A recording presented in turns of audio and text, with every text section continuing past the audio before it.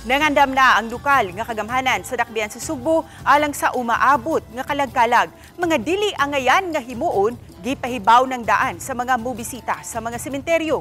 Ani ang report ni Alan Domingo. Gipahibaw ni Mayor Nestor Archibal nga bukas 24 oras ang masamang sa dakbayan Sugbo panahon sa adlaw sa mga santos ug adlaw sa mga minatay alang sa mga mobisita sa ilang mga mahal sa kinabuhi. Apil na ang masamang nga adunay labing daghang mga tao nga modagsa ang Kareta ug ang Calamba Catholic Cemetery. Higpit nga gidili sa mayor ang pagdala og ilimnong makahubog ug ang pagdala og saba nga instrumento nga makabalda sa kasulimni sa sulod sa mga sementeryo. Ang akong yung giawhag lang na may certain rules gyud asa mo musod, asa mo mugawas. I think it's very important nga mutuman lang ta ni ana.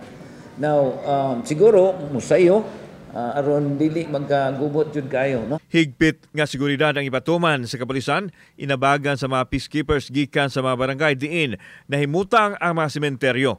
Apil sa mga idili ang pagdala og mga mahait nga butang sulod sa masamang.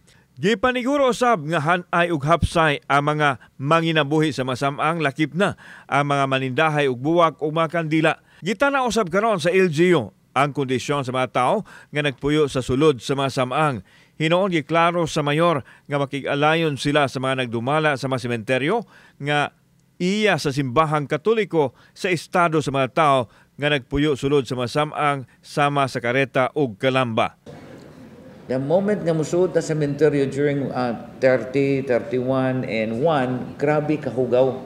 So mo na part na sa DPS na mga discussion, aside nga manglimpyo ta, there are some areas asa nato mabutang tong mga garbage niya. Dili nato kana bitaw store kay store nato mudaghan man kayo.